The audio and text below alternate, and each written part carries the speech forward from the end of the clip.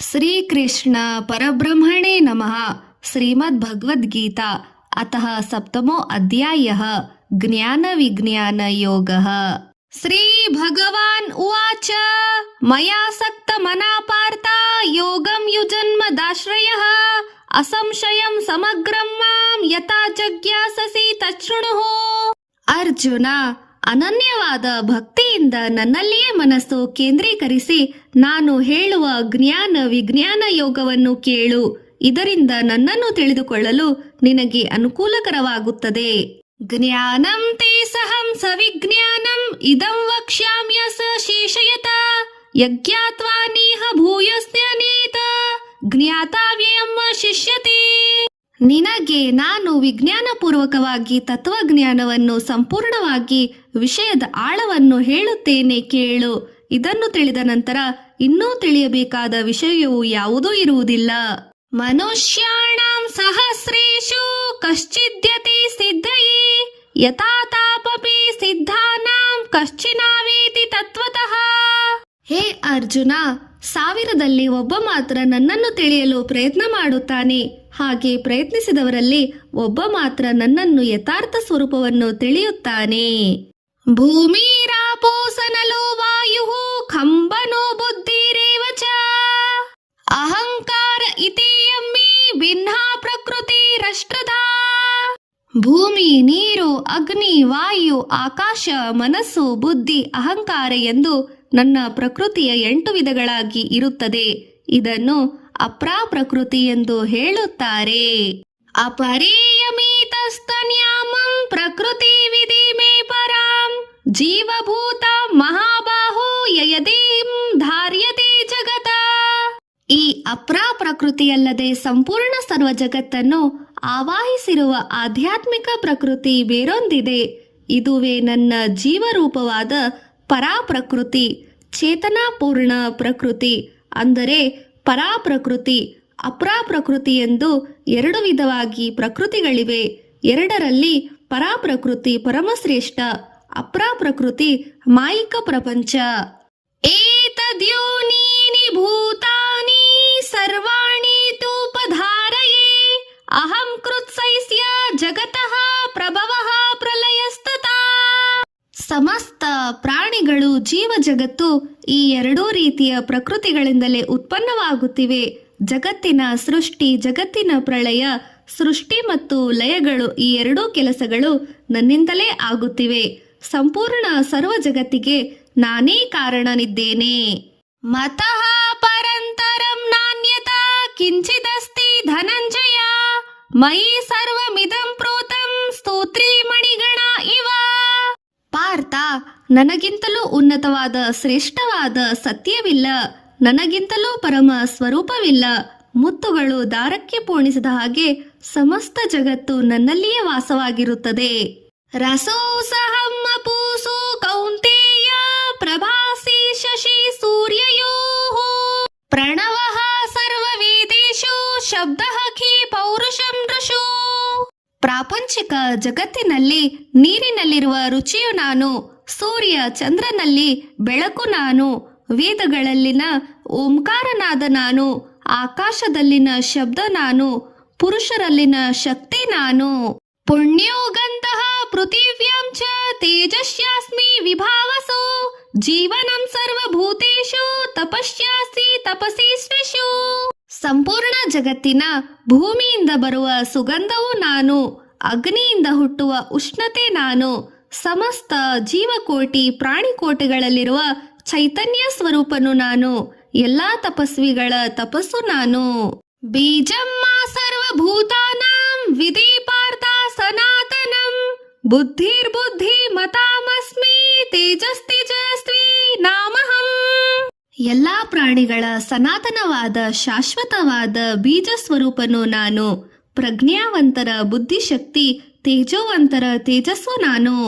ಬಲಂ ಬಲವಂತಾಂ ಚಾಹಂ ಕಾಮರಾಗ ವಿವರ್ಜಿತಂ ಧರ್ಮ ವಿರುದ್ಧೋ ಭೂತೇಷು ಕಾಮಾಸ್ಮಿ ಭರತರ್ಷಭ. ಬಲಶಾಲಿಗಳ ಕಾಮರಾಗರಹಿತವಾದ ಶಕ್ತಿಯು ನಾನೇ ಮತ್ತು ಸರ್ವಜೀವಿಗಳ ಧರ್ಮಪೂರ್ವಕವಾಗಿರುವ ಸಂಯೋಗವೂ ಸಹ ನಾನೇ ಆಗಿರುತ್ತೇನೆ.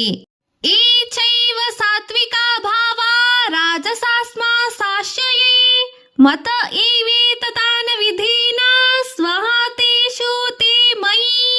ಸಾತ್ವಿಕ, ರಾಜಸ, ತಾಮಸ ಮನೋಭಾವಗಳೆಲ್ಲವೂ ನನ್ನಿಂದಲೇ ಪ್ರಾಣಿಗಳಲ್ಲಿ ಹುಟ್ಟುತ್ತಿವೆ.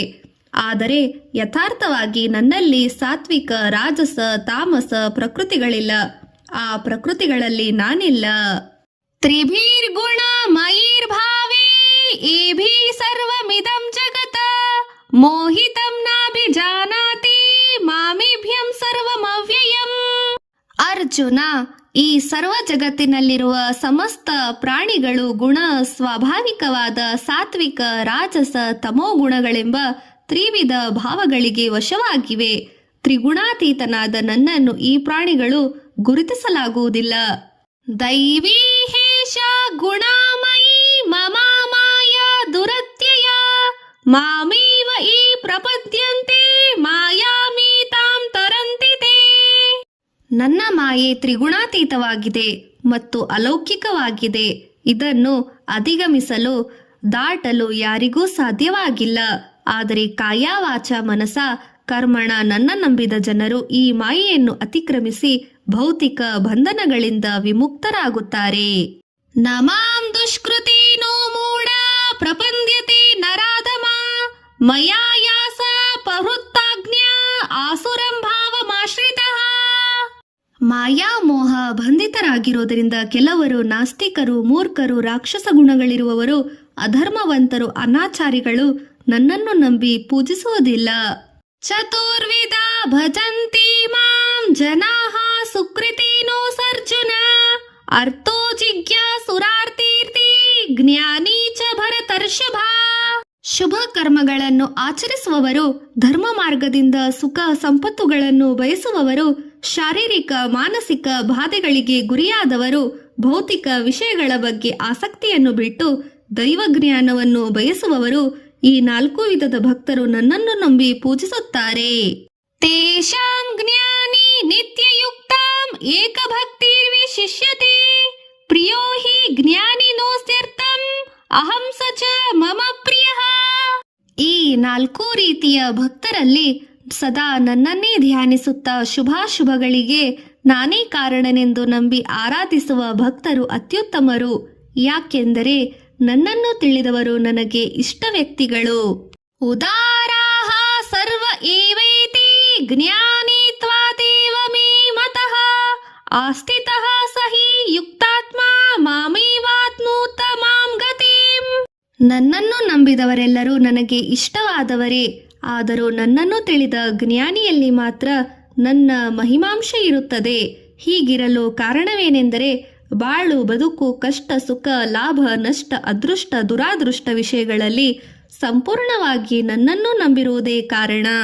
ಬಹೂನಾಂ ಜನ್ಮನಾಮಂತೆ ಜ್ಞಾನವಾನಮ ಪ್ರಪದ್ಯತೆ ವಾಸುದೇವಃ ಸರ್ವಮಿತಿ ನ ಮಹಾತ್ಮ ಸುದುರ್ಲಭಃ. ಅನೇಕ ಜನ್ಮಗಳಲ್ಲಿ ಕಷ್ಟ ಸುಖಗಳನ್ನು ಅನುಭವಿಸಿ ಸರ್ವ ಕಾರಣ ಕಾರಕನು ನಾನು ಎಂದು ತಿಳಿದ ನಂತರ ಕೆಲವರು ಮಾತ್ರ ನನ್ನ ಶರಣಾಗತಿಯನ್ನು ಪಡೆಯುತ್ತಾರೆ. ಕಾಮೈಸ್ತೈಸ್ತೈ ವೃತರ್ಜ್ಞಾನಃ ಪ್ರಪಂದ್ಯತೆ ಸ ದೇವತಾಃ ತಂ ತಂ ನಿಯಮಾಸ್ತಾಯ ಪ್ರಕೃತಿಯ ನಿಯತಾ ಸ್ವಯ.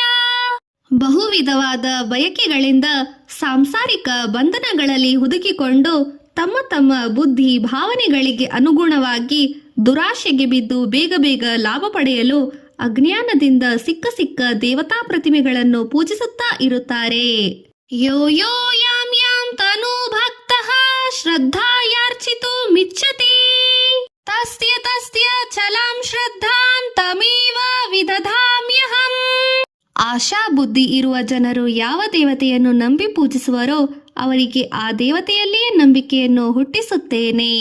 ಸತಯಾ ಶ್ರದ್ಧಯಾ ಯುಕ್ತಃ ತಸ್ಯಾರಾಧನ ಮಿಹತೆ ಲಭತೆ ಚ ತತಃ ಕಾಮಾನ್ ಮಯೇವ ವಿಹಿತಾನ ಹಿತಾನ. ಇಂಥ ಆಶಾ ಬುದ್ಧಿ ಇರುವ ಭಕ್ತರು ಅವರು ನಂಬಿರುವ ದೇವತೆಗಳ ರೂಪದಿಂದಲೇ ಅವರವರ ಕಾಮನೆಗಳನ್ನು ಪೂರೈಸುತ್ತೇನೆ. ಅಂತವತು ಫಲಂ ತೇಷಾಂ ತದ್ಭವತ್ಯಲ್ಪ ಮೇಧಾಸಾಂ ವೇದಾಂತ ದೇವ ಯಜ್ಞೋ ಯಾಂತಿ ಮದ್ಭಕ್ತ ಯಾಂತಿ ಮಮಾಪಪಿ. ಆದರೆ ಈ ಆಶಾಬುದ್ಧಿಯ ಭಕ್ತರು ಅಂತ್ಯಕಾಲದಲ್ಲಿ ನನ್ನನ್ನು ಸೇರುವುದಿಲ್ಲ. ನನ್ನನ್ನು ನಂಬಿದ ಭಕ್ತರು ಮಾತ್ರ ನನ್ನನ್ನು ಸೇರುತ್ತಾರೆ. ಅವ್ಯಕ್ತಂ ವ್ಯಕ್ತಿ ಮಾಪನ್ನಂ ಮನ್ಯತೆ ಮಾಮ ಬುದ್ಧಯೇ ಪರಂ ಭಾವಮಜಾನಂತೋ ಮಮ್ಯಾವ್ಯನುತ್ತಮಂ. ನಾನು ಅಪ್ರಮೇಯನು, ಶಾಶ್ವತನು, ಅನಂತನು, ಇಂದ್ರಿಯಗಳಿಗೆ ಮನಸ್ಸಿಗೂ ಕಾಣಿಸದವನು. ನನ್ನ ಮಹಿಮೆಯನ್ನು ತಿಳಿಯಲಾಗದ ಪಾಮರ ಜನರು ನನ್ನನ್ನು ಸಾಧಾರಣ ಮನುಷ್ಯನೆಂದು ಭಾವಿಸುತ್ತಾರೆ.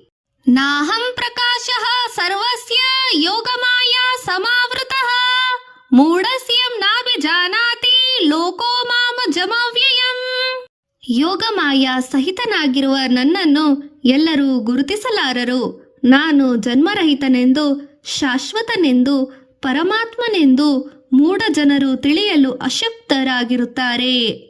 ವೇದಾಹಂ ಸಮಾತೀತಾನಿ ವರ್ತಮಾನಾನಿ ಚಾರ್ಜುನ ಭವಿಷ್ಯಾಣಿ ಚ ಭೂತಾನಿ ಮಾತು ವೇದನ ಕಶ್ಚನ. ಅರ್ಜುನ, ಹಿಂದಿನ, ಮುಂದಿನ, ಈಗಿನ ವಿಷಯವೆಲ್ಲವನ್ನು ತಿಳಿದವನು ಬಲ್ಲೆನು ನಾನು. ನನ್ನನ್ನು ಯಾರು ತಿಳಿಯಲಾರರು. ಇಚ್ಛಾ ದ್ವೇಷ ಸಮುತ್ತೇನ ದ್ವಂದ್ವ ಮೋಹೇನ ಭಾರತ ಸರ್ವಭೂತಾನಿ ಸಮ್ಮೋಹಂ ಸರ್ಗೇ ಯಾಂತಿ ಪರಂತಪ.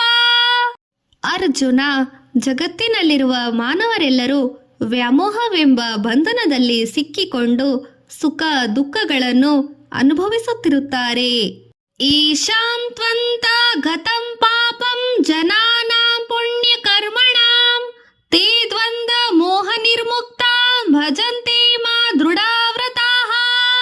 ಕೋರಿಕೆಗಳಿಲ್ಲದೆ ನಿಷ್ಕಾಮ ಮನಸ್ಸಿನಿಂದ ಪುಣ್ಯ ಕರ್ಮಗಳನ್ನು ಆಚರಿಸುವ ಜನರ ಪಾಪಗಳು ದೂರವಾಗಿ ಬೀಳುತ್ತದೆ. ಧರ್ಮ ಬುದ್ಧಿಯಿಂದ ನಡೆದುಕೊಳ್ಳುವ ಜನರು ವ್ಯಾಮೋಹ ಬಂಧನಗಳಿಂದ ವಿಮುಕ್ತನಾಗುತ್ತಾರೆ. ಕೊನೆಯಲ್ಲಿ ನನ್ನನ್ನೇ ಸೇರುತ್ತಾರೆ. ಜರಾ ಮರಣ ಮೋಕ್ಷಾಯ ಮಾಮಶ್ರಿತ್ಯ ಯತಂತತೆ ಏತೆ ಬ್ರಹ್ಮ ತದ್ವಿತ್ತು ಕೃತನ್ಮಯ ಆಧ್ಯಾತ್ಮಂ ಕರ್ಮ ಚಾಕಿಲಂ. ಜನನ ಮರಣ ವಾರ್ಧಕ್ಯ ವಿಮುಕ್ತಿಗಾಗಿ ಪರಮಾತ್ಮ ಸ್ವರೂಪನಾದ ನನ್ನನ್ನು ಭಕ್ತಿಯೋಗದಿಂದ ಶರಣು ಹೋಗಬೇಕು.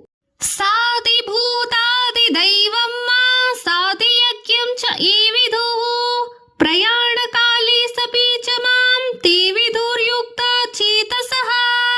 ನನ್ನಲ್ಲಿ ಮನೋಬುದ್ಧಿಗಳನ್ನು ದೃಢ ಮಾಡಿದವನು ಈ ಸೃಷ್ಟಿ ಸ್ಥಿತಿ ಲಯಗಳಿಗೆ ನಾನೇ ಕಾರಣಭೂತವೆಂದು ತಿಳಿದು ಜನನ ಮರಣ ಕಾಲದಲ್ಲಿ ನನ್ನನ್ನೇ ಸ್ಮರಿಸುತ್ತಾ ನನ್ನನ್ನೇ ಸೇರಿಕೊಳ್ಳುತ್ತಾನೆ.